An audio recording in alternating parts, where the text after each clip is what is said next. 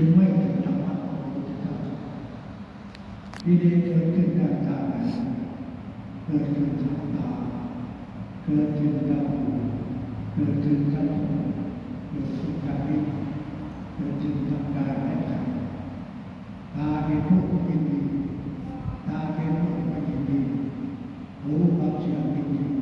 หูฟังเสียงไม่ยินดีจมูกได้กลิ่นยินดีมือได้กลิ่นไม่ยินดีเล่นนี้ยืนในจุดนั้นยินดีและไม่ยินดี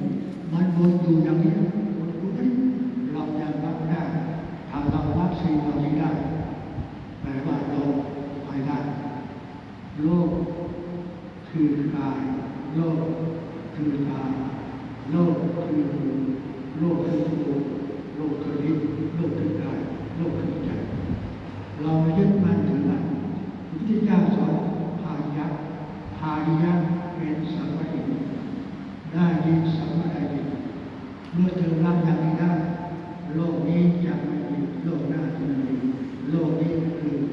ตาหูจมูกลิ้นกายโลกหน้าคือรูปเสียงเธอรอว่ารูปเป็นรูปเสียงเป็นเสียงเป็นจิตไม่รู้จิตปล่อยวางได้นั่นแหละเมื่อเธอไม่ติดในโลกทั้งสองทางนั่นเป็นที่สุดเลยฉะนั้นจึงสอนว่าเห็นสักว่าเห็น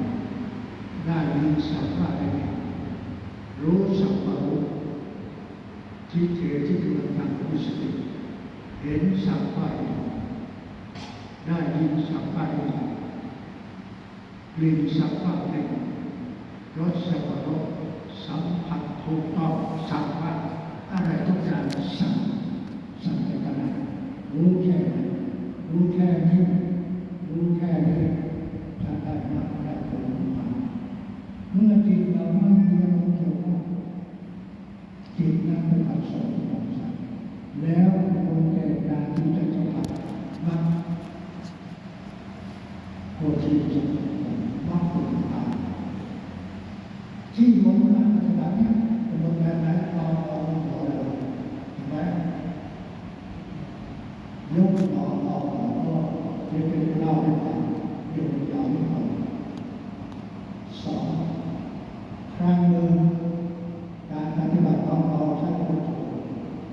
พุทโธใช้พลังพุทโธเราป่าเป็นการเรียนการมากมาย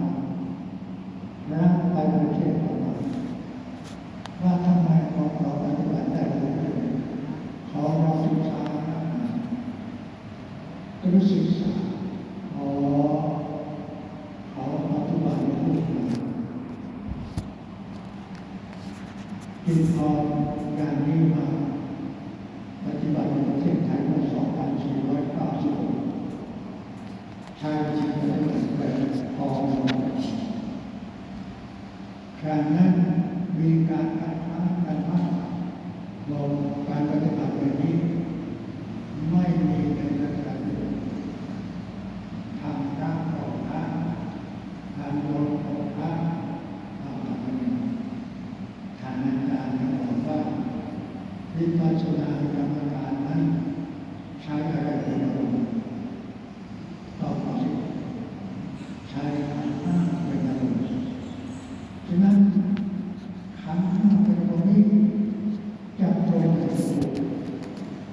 จากที่พ่อตัวจากที่รูปจากที่เวทนาจากที่สัญญาจากที่วิญญาณตัวนั้นได้นั้นเราจะรู้ทางสว่างที่เด็ดเรามีปัญญานั้นในรูปนามเราถ้านอกจากนี้แล้วไม่เป็นปัญญาจำไว้รูปนามตัวเราคือขันธ์ห้านี้ก็แล้วเหลือสองคือรูปนามการปฏิบัติในปัญญากรรมฐานเราที่สุดก็คือการดับโลกนี้ดับน้ำนี้ดับเมื่อโลกนี้ดับน้ำนี้ดับแล้วเราคงจะไปไหนไม่ได้ที่สุดแค่นั้นฉะนั้นที่ปฏิบัตินี้ต้องพยายามให้ถึงการดับโลกนี้คือว่าจิต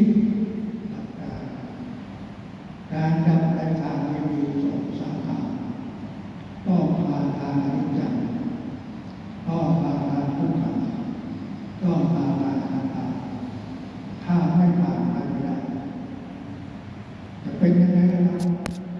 การปฏิบัติในทางนี้ไม่ใช่เป็นปัญญาแต่ต้องผ่านไตรลักษณ์ก่อนและผ่านไตรลักษณ์นี้ผ่านอย่างไรผ่านทางนิพพานผ่านอย่างไรผ่านทางทุกขังผ่านอย่างไรผ่านทางอนัตตาผ่านอย่างไรญาติโยมทั้งหลายที่นั่งกำหนดไปนั่งยืนเดินนอนอิริยาบถสี่เคลื่อนมีสติรู้แล้วจะถึงจุดนั้นในวันนั้นอะไรเกิดขึ้นต้องทุกอย่างต้องรู้ที่เดียวกันต้องรู้จริงมันเป็นเดินเรานั่งเราเดินเราร้อนเราก้าวหน้ารู้ถอยหลังรู้เดินสาย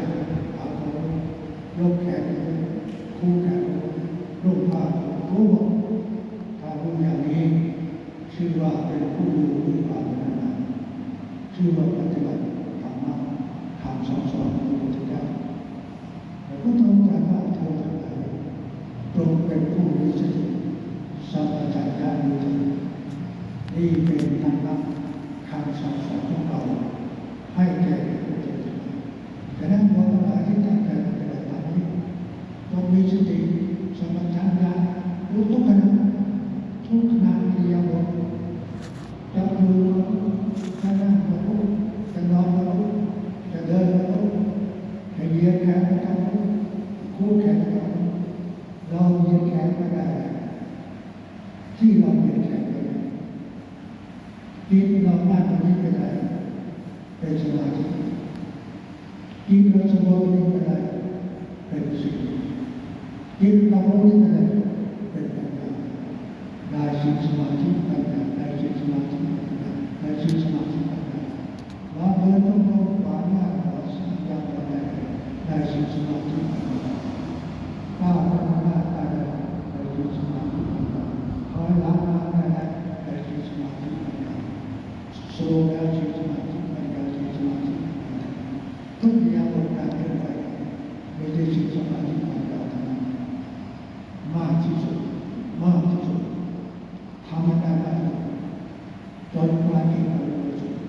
แล้วจะเกิดอาการบางเรื่องและที่สุดเราจะไม่อารมณ์ต่างๆไม่อารมณ์ร้อนอยู่ไม่มีอารมณ์ทั้งหมดไม่มีทางนี้มันมีทางการปรับตอนนี้มันมีกินไม่มีอารมณ์จุดว่ากินเราจะกินไม่มีเมื่อจิตไม่มีจิตว่างเมื่อจิตว่างแล้วนั่นแหละจิตนั่นแหละจะก้าวไปสู่มรรคการไปสู่มรรคก็คือการใช้บารมีทำบุญบารมีถึงจะเข้าถ้าบุญบารมีไม่ถึงจะเข้าบางโลกนี้จิตว่างบางโลกที่20 ปีจะเราชีวิตของเราและในบุญวาสนาเพราะนั้นเราต้องดูด้วยความเป็นธรรมเพราะเราดูธรรมะเกิดขึ้นการทุกบางทีไม่ใช่การเวลาไม่ได้ต้องเกิดขึ้นตอนนั้นอันนี้ไม่ใช่เกิดขึ้นได้แค่ผู้ที่ปฏิบัติเป็นอาการโกมันก็เป็นการเวลาเกิดขึ้นจากที่เดียวกันก็เกิดขึ้นได้แค่เดินก็เกิดขึ้นได้แค่นอนก็เกิดขึ้นได้หรือยกตัวอย่างเป็นพระอานนท์เนี่ยเหตุการณ์เช่นนั้นโอ้ยเป็นเรื่องของหลังนี้คือสำเร็จเป็นพระฉะนั้นดูด้วยความมุ่งมั่นเราจะทำอะไรทำด้วยความมุ่งมั่นอยากจะมานุ่งผ้าต่อรู้จะกินข้าวต่อรู้จะเที่ยวต่อรู้เดินหน้าต่อรู้ถอยหลังต่อรู้เลี้ยวซ้ายเลี้ยวขวาต่อรู้ทำอะไรก็ต้องรู้แล้วจับได้จะทำได้ไม่ทำได้ช้าก่อนท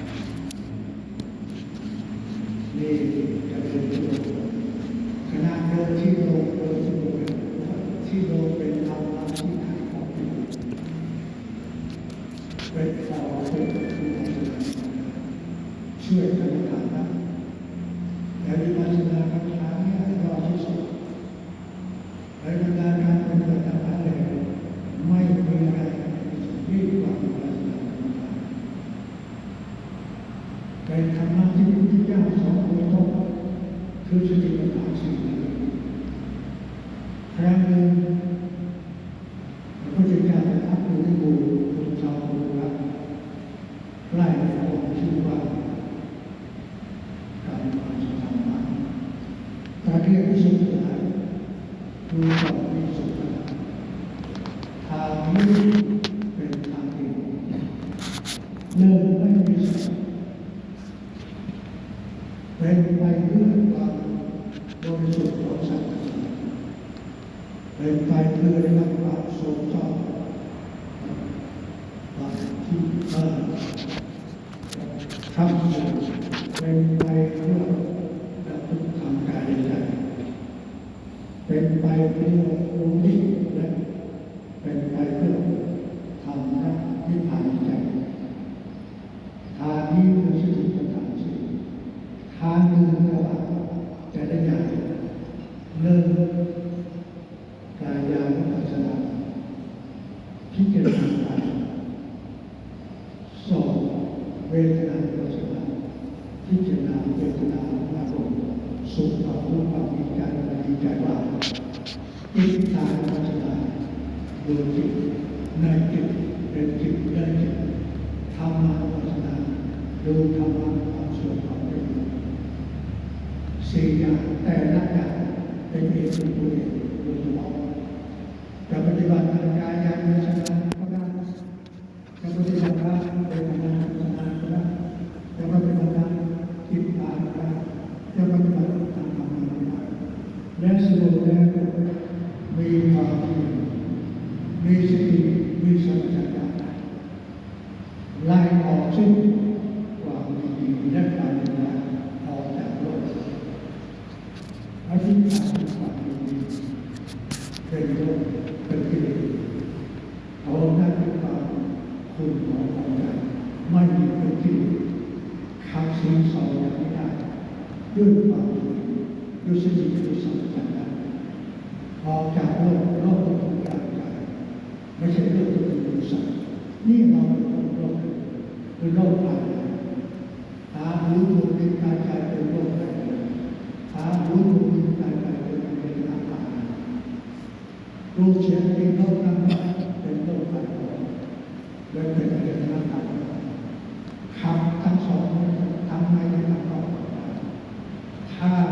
ขับออกได้แล้วนั่นแหละจิตของเราจะบริสุทธิ์และเดินทางเข้าสู่ความสุขทุกคนตั้งใจปฏิบัติเพื่อต้องการพิสูจน์ความเป็นหัวใจเป็นระยะเวลา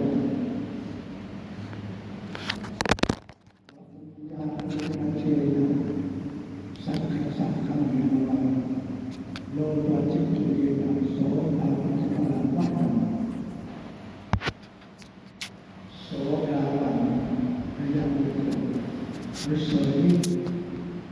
ยิ่งกว่าเป็นเทวดาในสวรรค์ยิ่งกว่าเป็นพระเจ้ายิ่งกว่าความเป็นใจในใจเพราะอะไรเทวดายังเป็นการปฏิมาสู่โลกนี้อาจจะทำความดีความชั่วได้พระเจ้าจะตั้งในโลกนี้อาจจะทำความดีความชั่วได้พระเจ้าเป็นแต่โสดาบันจะก้าวหน้าสู่ขึ้นทุกข้าที่เกิดทุกข้าที่เกิดจะไม่เป็นสุขทุกข้าที่เกิดจะเป็นต้องมีสูงขึ้นในที่สุดกระดาษตัดสินจริงขณะที่จะยกเราโสดาบันมีประเสริฐที่สุดจะเกิดเป็นนกจะเกิดในเทวดาที่ศักดิ์ศรีมีศักดิ์ศรียังอยู่กับพระเจ้า เวียนโดนเป็นแก่โดนปล่อยได้สิ้นอยากสิ้นปล่อยมันนานที่เราดูไม่แน่บางคนอาจจะสิ้นที่จะไปถึงบางคนเป็นบางคนสิ้นชีวิตและที่เป็นมาสนาบารแต่อย่าประมาทได้เกิดมาได้พบศาสนาพุทธศาสนาเราถือเป็นศาสนาของเราที่ดีสอนสูงสุดก็คือพระไม่มีเกิดไม่มีแก่ไม่มีเจ็บไม่มีตายไม่มีโรคภัยหมดจะพูดกันเกิดก็ไม่แก่ก็ไม่เจ็บก็ไม่โรคเจ็บโรคตายอะไรไม่มีสิ้นสุดจริงดับสิ้นเราต้องเรียนรู้เรียนแก้เป็นเจ็บเป็นตายเป็นทุกข์เป็นเจ็บตายเป็นสัตว์เป็นสัตว์ต่างๆไม่รู้จะที่สงกันรู้จะพุทธเจ้าที่สงกันแก่แก่ตายแก่แก่ตายแก่แก่ตายครั้งหนึ่งไปเจอได้ความรู้เสียเราไม่เคยรู้ว่าทางพระพุทธเจ้ามีอายุเพียง80 ปีจึงนิพพานทางท่านที่บอกมีฤทธิ์มีเดชมากมายสามารถที่จะมาอยู่บนโลกนี้แต่ต้องนิพพานภายใน80 ปีเพราะว่าครั้งหนึ่งมียักษ์ที่ทำให้ดูในธรรมนั้นมีทางพาไปมีภูเขาเข้าไปใครผ่านไปแล้วยักษ์ต้องจับกินประชาชนเราตามไม่ถูกตามหัวไปส่งทหารไปจับทหารยิงจับทหารยิงทำยังไงนี่เป็นการหาคนไปปราบถ้าใครไปปราบมาตัวนี้หรือยักษ์ตัวนี้จะให้พอเข้าถูกมีบุญคุณตัดฟืนขายเลี้ยงมารดาแต่เราคงจะรับอาสาเป็นหลักมาจัดนี้เมื่อไปจัดรู้ว่าคนนี้ต้องทุ่มเทก่อนเขาเห็นรอยเท้าเป็นตัวกันญาติโยมมาบอกว่าเวลานี้ข้าพเจ้าเป็นผู้บริสุทธิ์ถ้าท่านคือข้าพเจ้าขอให้ท่านเป็นผู้บริสุทธิ์ของข้าพเจ้ายก80 ปีกระทืบยักษ์คอหักจะได้พุทธเจ้าเดินทางไปแต่เป็นอะไรก็ไม่เกิน80 ปีถึง80 ปีต่อมาเป็นพุทธเจ้าแล้วไม่ต้อง80 ปีทำนี้ตามการดูโชว์ให้ดูต่อไปอันนั้นเวลามาเป็นใจที่สุดต้องมีความ80 ดูสิเป็นอย่างไรที่จะสมบัติอย่าทำเราเป็นการทำชั่วอยากเราได้เป็นเรื่องผ่านสิ้นสุดแต่การทำเราเป็นการสงสารมันจะต้องมาความชั่วเป็นของเราความดีเป็นของเราทำดีไม่ดีกว่าสัตว์บาปสัตว์อะไรไม่ทำเราทำดีทำแต่ความดีทำที่สร้างคุณสูงสัมปทานสร้างทำความดีบุญกุศลสติกับประโยชน์ต่างๆของจิตให้ผ่องใส8%ย่อมเป็นสารไม่ทำบาปทำแต่ความดีทำจิตผ่องใสอะไรเป็นสิ่งสมาธิและปัญญา3 อย่างนี้แน่นอนให้สร้างจุดยืนไม่กระทำแม้ได้เป็นมาอย่างเต็มเลยนะครับพิสูจน์ทั้งหลายสังขารทั้งหลายมีความเสื่อมไปเป็นธรรมดาเธอทั้งหลายต้องอยู่ด้วยความปฏิบัติพระบาทเป็นผู้แก่สัตว์ทุกคนอยากทำวินาทียากมากต้องมีคนนั่งสมาธิได้ประมาณนั้นชมนั่งสมาธิได้ประมาณนั้นคนที่ได้ตรงนี้ไม่ทำ ยาวประมาณความประมาณคนทำยิ่งใหญ่ที่สุด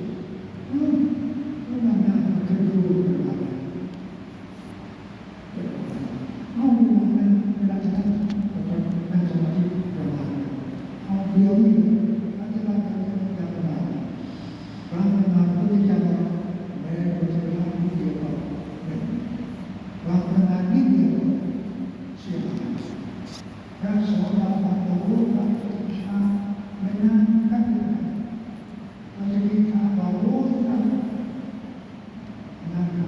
นิดเดียวก็นานทางเรารู้นะมันยากไม่ขนาดพุทธเจ้าบอกการประมาณ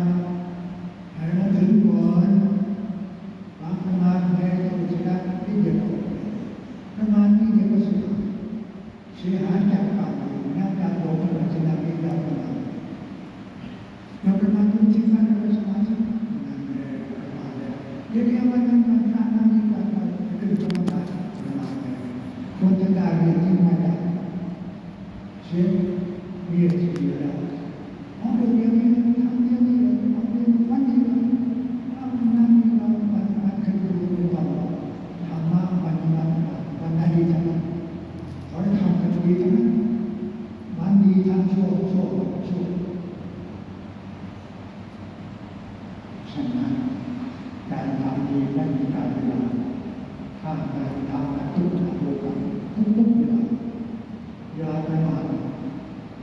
คุณมีปัญญาที่สอนเราประมาทเดี๋ยวนี้จะได้ไม่ได้เลยอยากมีความประมาทเป็นความประมาทต้องเข้าใจเรื่องความประมาทบางคนเป็นนักที่ว่าจะต้องอาจารย์จะต้องสอนเรานี่ประมาณนี้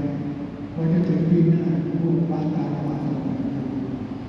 คนจะเข้าไปประมาณนี้ไม่ได้ใครจะรู้ว่ามันดีเลยรีบทำอย่างนี้ไม่ได้เลยนิดเดียวอย่าเลยรีบวางตาจงเข้าใจเรื่องการปฏิบัติจะสอนให้ประมาณเป็นอย่างนั้นต้องเข้าใจเรื่องการปฏิบัติวินาทีจะต้องดูดีวันละรีบทำหน้าที่ทำหน้าที่ทำนี้อย่ารอวันอย่ารอเวลาธรรมะเกิดขึ้นแก่ทุกคนทุกคนแต่นั่นเราไม่ทำถามพระองค์นี่ยกทางคนแก่สติปัญญาไม่ได้เอาไปได้ไหมเอาไปลดได้ไหมเอาไปได้ไหมลงได้นะได้ส่งได้จะได้เราจะนั้นทำจริงได้ดีมาไม่เอาจริงก็ไม่ได้สะสมไปก่อนสะสมทีนี้ลืมไปได้ออกนี่ก็เดินจะลงไปโรคระบาดก็เดินไปทุกลงเป็นธรรมะที่ขัดเอาใจปฏิบัติก็ได้ไม่ปฏิบัติก็ได้แต่ปฏิบัติได้ไหมนี่จะเดินจะลงแล้วโอ้วันโคตรวันแก่จะลงแล้วเดี๋ยวก็จะลงเดี๋ยวแบบอบรมสมถะดีมากน้อยใจว่าไม่ได้สนใจมาทานเป็นยังไงดูสบายดูยากสบายดูยากเป็นผู้ประมาณในโลกเกิดแก่เจ็บตายโลกจะเกิดที่ไหนอย่าประมาทรีบทำไปรีบเรียนทำความดีหน้าตาดีมีความสติมามีสติสัมปชัญญะมีความรู้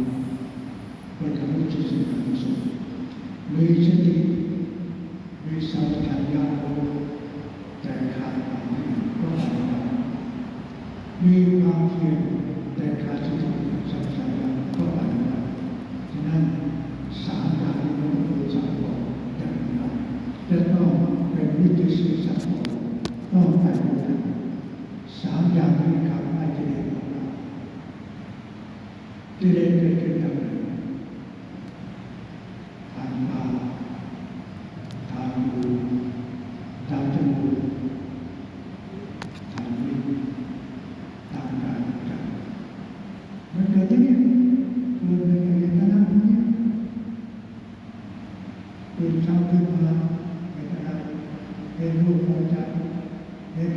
ใจกิเลสเกิดขึ้นพอใจไม่พอใจยินดีไม่ยินดีพระเจ้าสอนให้ละความยินดีและความไม่ยินดีให้ละความพอใจและความไม่พอใจสองอย่างเท่านั้นละได้ไหมสามเดินทุกเราเองละสองอย่างละไม่เรื่อยไปพอใจมันก็ได้ไม่ละไปเลยที่เอาไปด้วยโดยจะได้ไม่ได้จะไปนะละความยินดีละความยินดีสองอย่างทางละได้ไปได้ทางละสองอย่างนี้ไม่ได้ยังไปไม่ถึงโลกเรายังอยู่ในโลกฉะนั้นตอบทั้งสองอย่างยินดีก็ไม่ยินดีเป็นความโลภเป็นกิเลสยินดีคุณความชอบก็ไม่เอายินดีก็ไม่เอายินดีพอใจไม่พอใจว่างไม่ให้มีได้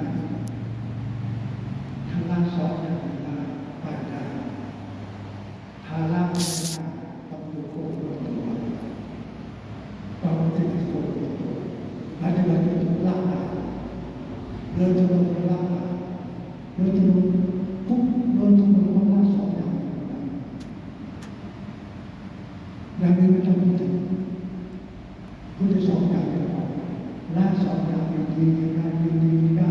พอใจไม่พอใจละด้วย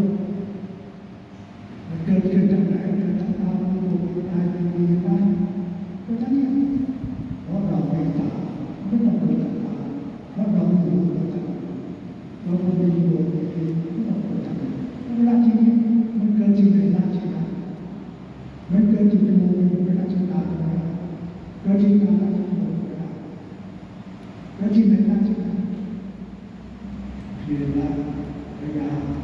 เดินจงกรมสมาธิเดินจงกรมสมาธิเดินจงกรมสมาธิมีสิ่งที่เป็นของทุกอย่างด้วยทุกอย่างเราแล้วจะไปไหนความเพียรมีอยู่ที่ไหนความสำเร็จมีอยู่ที่ไหนต้องมีความพยายามปฏิบัติเอาวันนี้มาพูดต่อไปมาอธิบายกันได้ในโลกนั้นจะเป็นเอาแค่นี้พอโอกาสหน้าไม่อะไรจะศึกษากันจริงๆให้ความเห็นได้เท่าที่สอนได้เท่าที่บอกได้เท่าที่รู้เพราะบางสิ่งบางอย่างเราไม่รู้กันไม่จะสัมผัสรู้ทุกอย่างรู้เฉพาะที่เราเคยผ่านอย่างนี้เราบอกได้ถ้าเราไม่เคยผ่านเราบอกไม่ได้ไม่รู้จริงรู้แล้วจะได้รู้ตรงไหนข้อใจเดียวศึกษาได้มาเองแล้วแต่ขอเตือนอย่างเดียวดูด้วยความเป็นประมาณปฏิบัติได้เลยทำอะไรมีสติทำอะไรมีสติทำติดต่อไปเรื่อยไม่ได้ขาดสายพระนาคเษตรตอบรับทำดีบอกจิตผู้ปฏิบัติกำหนดรู้รูปนามสังขารเป็นไปโดยไม่ขาดสายจิตได้ร่วมกระแสทุกอย่างแล้วนำลงสู่สภาวะธรรมะที่ไม่มีกระแสโลกธรรมนี่เรียกว่าการปฏิบัตินี้ชื่อว่ารู้แจ้งพระนิพพานเพราะพระนิพพานไม่มีรูปไม่มีนามไม่มีจิตไม่มีวิญญาณโลกถึงนั่นแหละจึงใช้ได้นี่เราปฏิบัติเนี่ยเราที่สุดคือดับรูปดับนามเอาตอนนี้หน่อยดับทางอนิจจังดับอย่างไรฐานะขาในวิปัสสนาดำเนินไปกำหนดไปรูปนามสังขารเนี่ยละ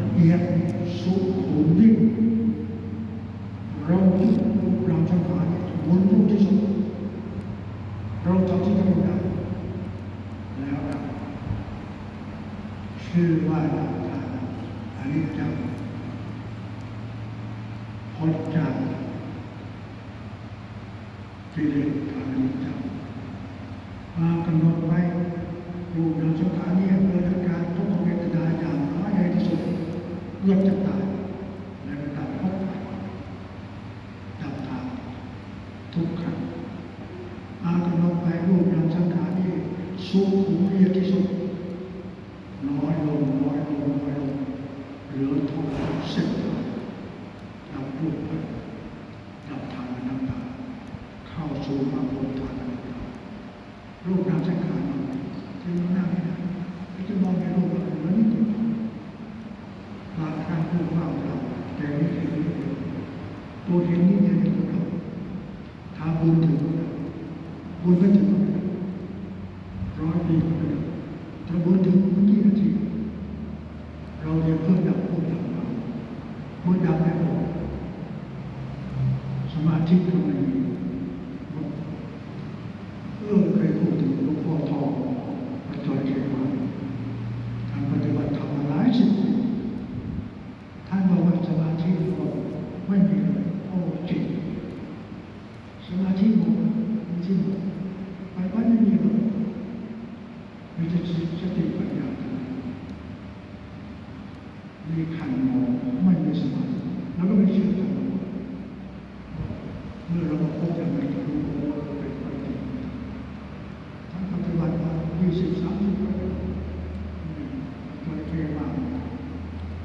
เอาอะไรตัดอะไรท่านก็สมาธิมันไม่ได้มาโอ้เป็นจริงเพราะนั้นอย่าตกใจเมื่อสมาธิไม่มีเรามีสติปัญญาไปนิพพานไม่ใช่ไปด้วยสมาธิไปด้วยปัญญาแต่สมาธิเป็นฐานให้เราเกิดปัญญาสมาธิหมดแต่ตัวปัญญาสติปัญญาที่ได้อยู่แต่กายได้เอาวันนี้อยากลงตั้งใจจะเดินทางต่อไปขออนุโมทนาให้การเดินทางนี้เป็นไปในความสะดวกสบายและทุกคนจะประสบพบเห็นมรรคผลนิพพานของพระพุทธเจ้าโดยเร็วที่สุด